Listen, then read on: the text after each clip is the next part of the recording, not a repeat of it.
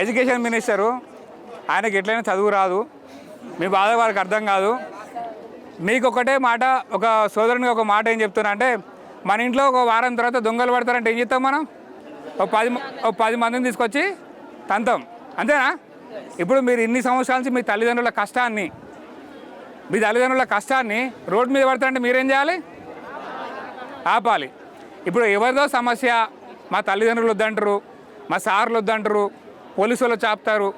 మీరు ఈ దేశంలో శక్తివంతులు ఎవరంటే విద్యార్థులే, కరెక్టే కదా? ఈ వయసులో మీరు ధైర్యం చేయకుండా, మీ సమస్య కోసం ధైర్యం చేయకుంటే ఇక మీరు ముందుకు పోలేరు ఎప్పుడు జీవితంలో.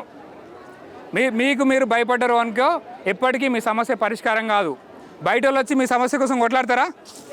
నటిస్తారు. కాబట్టి మీ సమస్యకి మీరే నాయకులు. మీ సమస్యకి మీరే నాయకులా? మీరందరు నాయకులే కదా? మీరందరు నాయకులైతే ఏం చేస్తారు? ఎప్పుడు కూడా భయపడొద్దు.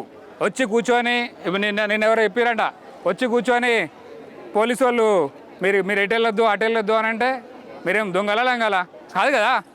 మీరు విద్యార్థులు. మీ తల్లిదండ్రుల 13 సంవత్సరాల కష్టమా ఇది? 13 సంవత్సరాలు మీ ఇంట్లో వాళ్ళు కొంతమంది రకరకాల పనులు చేసి మిమ్మల్ని చదివించుండ్రు, ఈ స్టేజ్ తీసుకొచ్చుండ్రు. ఇక్కడికి వచ్చినాక మీ జీవితాలు ఆగమైతే అంటే ఎంత బాధాకరం చెప్పండి.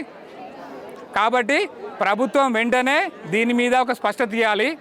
రెండోది ఏంటంటే, ఇప్పుడు ఏదైతే పాలిటెక్నిక్ కాలేజీలు ఉన్నాయో దాన్ని శక్తి స్కీమ్లో చేర్చకుండా దీన్ని డెవలప్ చేయమని చెప్పాలి. ఇంతకుముందు క్రిష్ చెప్పినట్టుగానే దీంట్లోనే డిజిటల్ క్లాస్ రూమ్స్ పెట్టాలి. ఇంకా దాన్ని ఏ రకంగా అభివృద్ధి చేస్తే బాగుంటుందో ఆ రకంగా అభివృద్ధి చేయాలి, అంతేగా. ఇంకొకటి ఏంటంటే, ఈ దేశంలో పీపీపీ మోడ్ కింద తీసుకుపోతారట. ఈ దేశంలో ప్రతి విద్యార్థి, ప్రతి పౌరుని హక్కు ఏంటంటే విద్యా, వైద్యం, అంతేనా? మన తల్లిదండ్రుల అప్పులన్నీ ఎందుకైతే? మన చదువు కోసం మన తల్లిదండ్రులు త్యాగం చేస్తారు, మన తల్లిదండ్రుల వైద్యం కోసం అప్పులైతే, అంతేనా? ఇన్ని సంవత్సరాల భారతదేశంలో స్వాతంత్రం వచ్చి 80 సంవత్సరాలు మన ప్రాథమిక హక్కులు మనం సాధించుకోలేకపోయినాం. సాధించరా? డబ్బులు లేకుండా నాణ్యమైన విద్య దొరకలేదు, నాణ్యమైన వైద్యం దొరకలేదు. పోనీ ఇట్లాంటి పాలిటెక్నిక్ కాలేజీలు మీలాంటి వాళ్ళ కోసం నిలబడ్డాయంటే ఇప్పుడు అవి కూడా పీపీపీ మోడ్ కింద ప్రైవేటీకరణ చేద్దామని చూస్తారు. దానివల్ల ఎంతోమంది మీ తర్వాత జనరేషన్లో కూడా వచ్చే middle class, below middle class విద్యార్థులందరూ చదువుకోలేకపోతారు. వాళ్ళకి చదువు అందకుండా చేస్తారు. దానివల్ల ఏమవుతుంది? నిరుద్యోగం పెరుగుతుంది, అంతే కదా. మంచి చదువు దొరకపోతే వాళ్ళు నిరుద్యోగంగా మారుతారు, మంచి చదువు దొరకపోతే వాళ్ళు క్రిమినల్స్గా మారుతారు. కాబట్టి మంచి చదువు ఈ దేశంలో ప్రతి పౌరునికి అందాలా వద్దా? కాబట్టి మీరందరూ ఐక్యంగా పోరాడండి. మొన్న మోడీ ఏం చేసి ఢిల్లీలో పేపర్ లీక్ అయినాక సారీ ఫ్రెండ్స్ అని వచ్చిండు, అంతేనా? మై డియర్ ఫ్రెండ్సా? సారీ ఫ్రెండ్సా? మై డియర్ ఫ్రెండ్స్ అని వచ్చిండు. ఈ ముఖ్యమంత్రి గాడు ఆ ప్రధానమంత్రితో పోల్చుకుంటే బఫూన్ గాడు. ఏం భయపడకండి, మీకే వాళ్ళు భయపడాలి, కానీ మీరు వాళ్ళెవరికి మీరు భయపడొద్దు. మీరు ధైర్యంగా ఉండాలి. ఇది మీ సమస్య, మీరే నాయకులు, అంతేనా?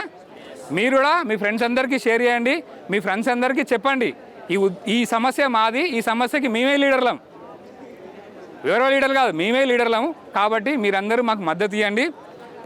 ప్రతి సమస్యని ఐక్యంగా, మీ దాంట్లో గ్రూపులు పెట్టుకోకండి, భయపడకండి. ఫస్ట్ భయం అనేది మిమ్మల్ని, మీ కెరియర్ని క్లోజ్ చేస్తుంది. మీరు అనుకున్న లక్ష్యం వచ్చే వారికి మీరు ఎవరు భయపడొద్దు, ధైర్యంగా నిలబడండి, ఒకరికొకరు ఐక్యంగా నిలబడండి, ఓకేనా? నిలబడతారు కదా? జై హింద్.